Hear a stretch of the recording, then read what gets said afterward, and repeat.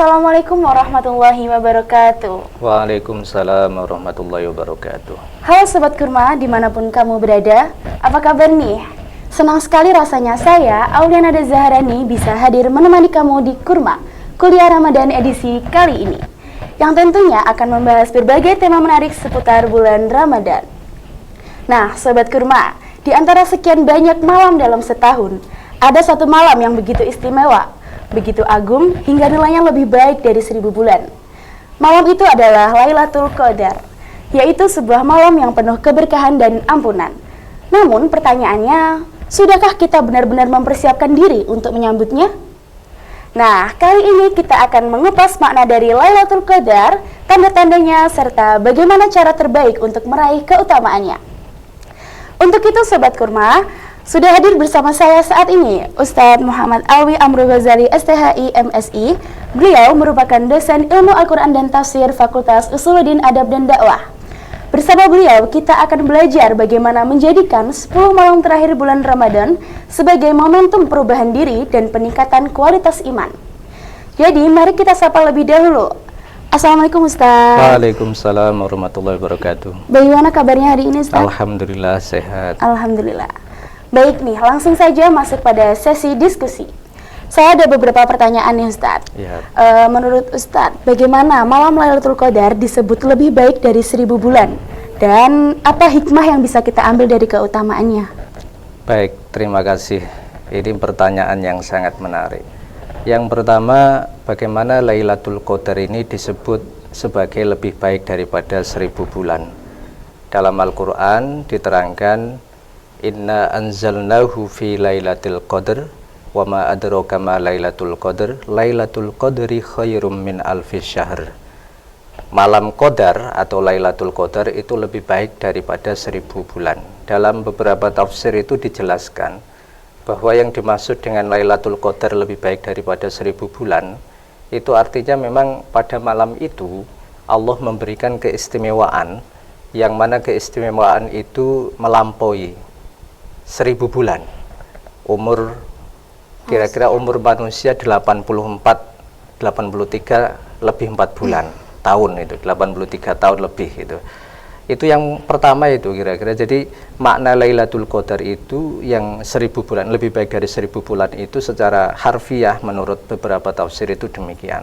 Tapi juga ada misalnya tokoh sufi terkenal Imam Al-Ghazali itu menjelaskan bahwa Lailatul Qadar lebih baik dari 1000 bulan itu maknanya tidak demikian, melainkan bahwa orang yang memperoleh tajalli Allah atau orang yang mendapatkan kelimpahan berkah Allah berupa Lailatul Qadar, maka satu malam itu lebih baik daripada usia dia, meskipun usia dia sepanjang masa, melampaui bahkan 1000 bulan. Jadi itu makna lain yang disampaikan oleh Imam Al-Ghazali tentang Lailatul Qadri khairum min alfi syahrin, itu seperti itu. Yang kedua, tentang hikmah dari Lailatul Qadar itu apa? Yang pertama, Lailatul Qadar itu menunjukkan bahwa rahmat Allah itu melampaui keterbatasan usia manusia. Jadi tadi sudah dijelaskan bahwa Allah memberikan satu malam yang istimewa, yaitu Lailatul Qadar, yang mana itu lebih baik dari 1000 bulan. Ini artinya bahwa rahmat Allah itu memang sangat luas sekali, bahkan melampaui usia manusia. Kalau kita hidup di dunia ini sekitar 65 sampai 80 tahun, maka Lailatul Qadar itu hanyalah sebuah hitungan saja yang sejatinya kalau dibandingkan dengan rahmat Tuhan itu melampaui itu semua. Allah memberikan pahala bagi orang mukmin nanti kelak di yaumil qiyamah berupa surga, yang itu abadal abidin, kekal selamanya, padahal hidup kita di dunia itu hanya sebatas umur kita hidup di dunia. Nah itu, jadi Lailatul Qadar itu adalah pesan samarnya bahwa rahmat Allah itu melampaui usia manusia. Yang kedua, hikmahnya adalah pendidikan spiritual tentang momentum. Jadi di dalam agama Islam yang kita anut ini, kita dikenalkan beberapa waktu-waktu yang istimewa. Salah satu diantaranya ada Lailatul Qadar. Ada misalnya momentum misalnya Dzulhijjah, kemudian ada Rajab, ada Sya'ban, dan seterusnya ya. Lailatul Qadar ini adalah momentum-momentum istimewa yang diistimewakan oleh agama Islam. Jadi kita dikenalkan dengan Lailatul Qadar ini sebagai pendidikan spiritual tentang momentum itu. Itu saya kira itu tentang hikmahnya dari Lailatul Qadar. Oke, baik. Soal berikutnya nih. Tanda dan sikap apa yang seharusnya kita persiapkan agar lebih siap menyambut malam istimewa itu, malam Lailatul Qadar, Ustaz? Oke, yang pertama tanda-tanda Lailatul Qadar itu apa? Dalam ayat tadi surat Al-Alaq, kelanjutannya itu kan tanazzalul malaikatu warruhu fiha biidzni rabbihim min kulli amr salamun hiya hatta matla'il fajr. Ayat itu menjelaskan tentang tanda-tanda ya, tanda-tanda Lailatul Qadar. Yang pertama yaitu tanazzalul malaikatu warruhu fiha. Lailatul Qadar itu tanda-tandanya adalah malaikat-malaikat dan ruh-ruh yang dimaksud di sini adalah malaikat Jibril itu turun ke bumi untuk memberikan berkah kebaikan kepada orang-orang yang melakukan ibadah pada malam itu. Tentu kita tidak mungkin mengetahui ini ya. Makanya kemudian Al-Qadar yang Lailatul Qadar, Al-Qadar di dalam kata Lailatul Qadar itu bermakna qadar itu sesuatu menyempit ya, sempit begitu. Yang dimaksud sempit itu adalah jadi langit ini sempit oleh turunnya malaikat dan ruh itu tadi itu.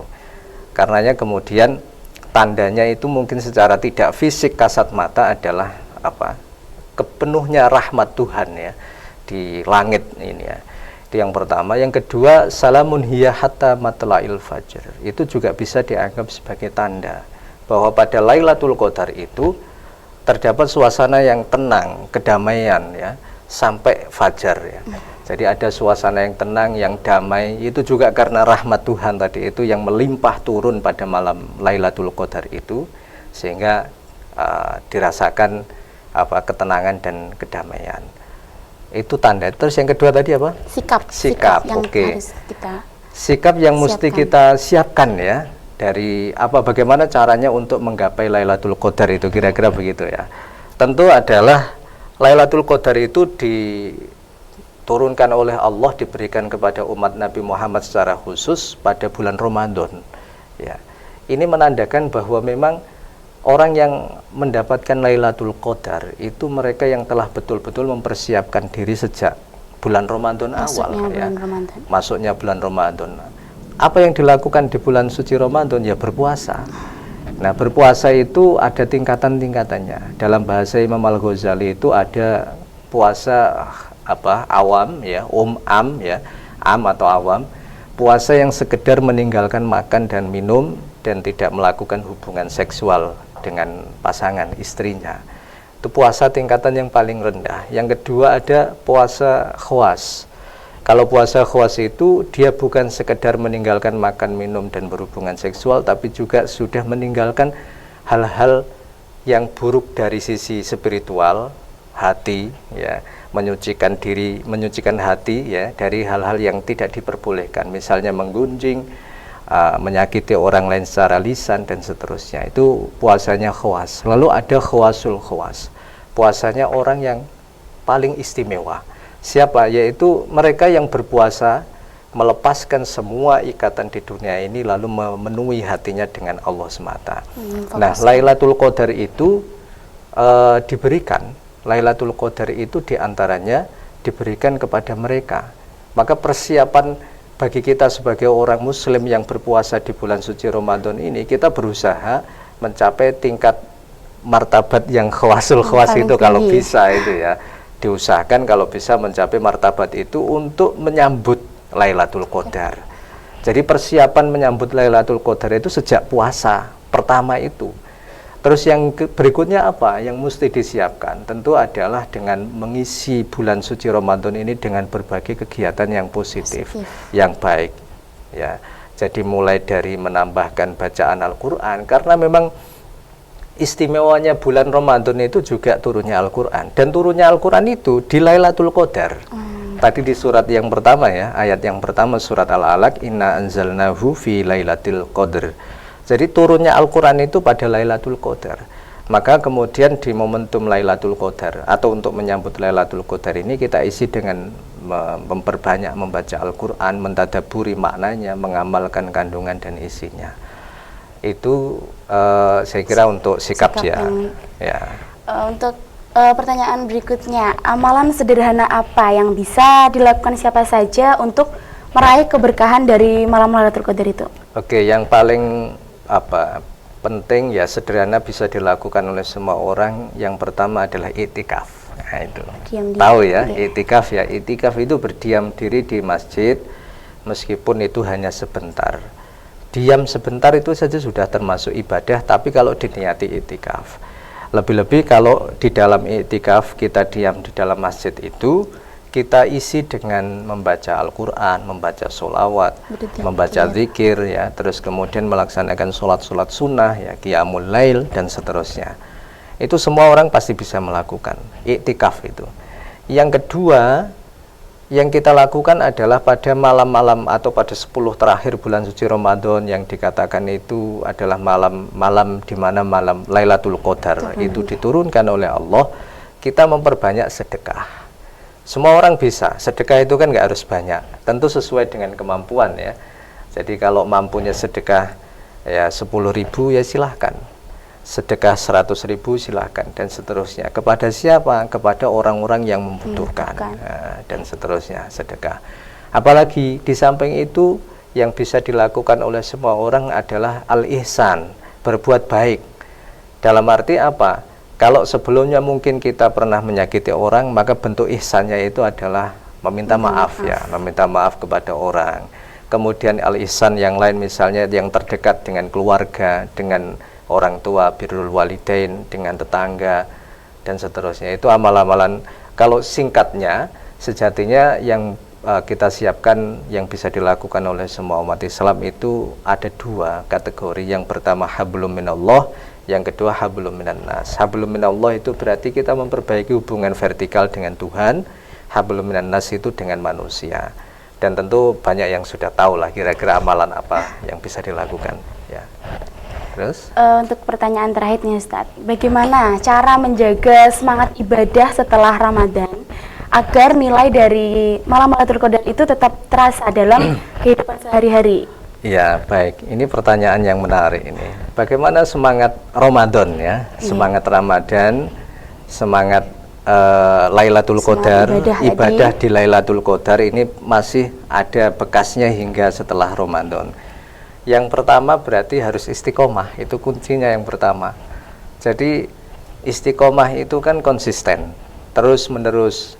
Nabi pernah bilang sebaik-baik perkara itu adalah yang langgeng, yang istiqomah meskipun sedikit.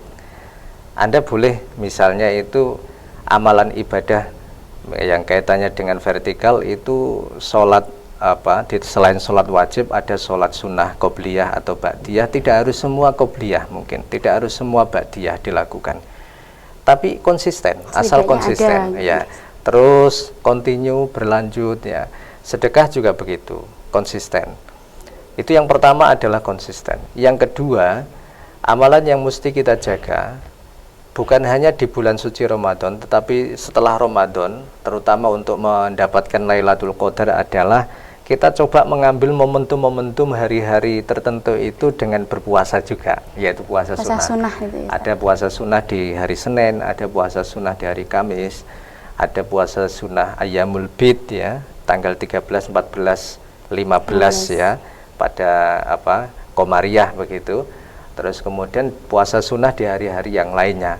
Itu juga menjaga mungkin memori kita, ibadah kita ya di Lailatul Qadar yang sudah lalu itu. Terus apalagi yang mesti kita lakukan agar bisa menjaga Lailatul Qadar itu kita bawa, kita tarik di setelah bulan suci Ramadan, yaitu mencoba mengcopy paste ya.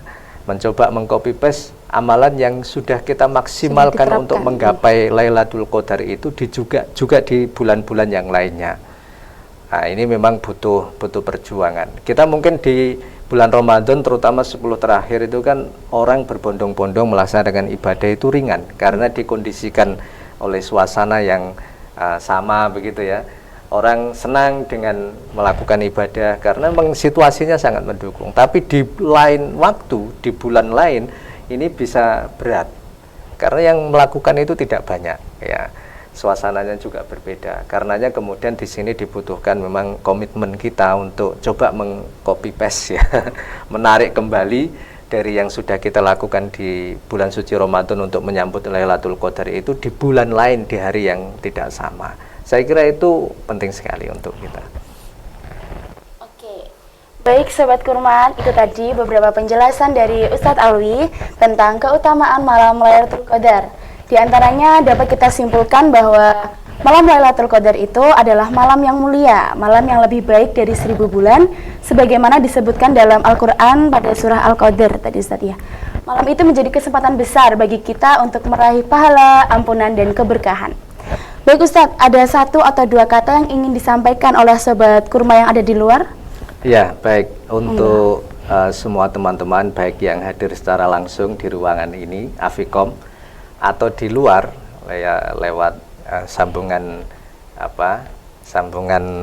media sosial ya, yang ingin saya sampaikan, mari di bulan suci Ramadan ini kita mengoptimalkan ya bulan suci Ramadan ini dengan kegiatan yang positif, termasuk adalah memanfaatkan momentum Lailatul Qadar itu yang meskipun kita tidak tahu dan dirahasiakan seterusnya oleh Allah Subhanahu wa taala. Jadi Lailatul Qadar itu adalah momentum lompatan spiritual yang istimewa diberikan khusus oleh Allah kepada umat Nabi Muhammad.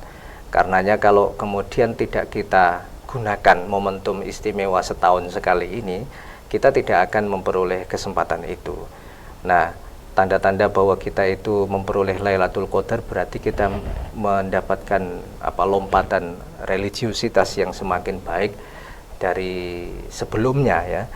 Jadi setelah Ramadan, keimanan kita, religiusitas kita ya, keagamaan kita itu semakin membaik, akhlak kita, moral kita semakin membaik, maka itu adalah satu di antara tanda memperoleh Lailatul Qadar. Itu aja saya kira. Baik, terima kasih Ustadz atas wejangan untuk kita semua. Terima kasih juga karena sudah hadir membersamai kita di Kurma edisi hari ini. Semoga Ustadz Alwi lancar ibadah puasanya. Amin. Selama 1 bulan ini, dan semoga selalu diberi kesehatan serta keberkahan oleh Yang Maha Kuasa. Amin. Dan Sobat Kurma, selesai sudah edisi Kurma hari ini. Bagaimana? Menarik bukan? Mari bergabung bersama kami di Fakultas Usulin Adab dan Dakwah. Ada 4 prodi Sobat Kurma. Yang pertama IAT, Ilmu Al-Quran dan Tafsir. Kedua KPI, Komunikasi dan Penyiaran Islam. Dan yang ketiga BPI, Bimbingan Penyuluhan Islam. Dan yang terakhir SPI, Sejarah Peradaban Islam. Khususnya kita tunggu di Komunikasi dan Penyiaran Islam untuk berkarya melalui media, menyebarkan inspirasi dan kebaikan untuk dunia.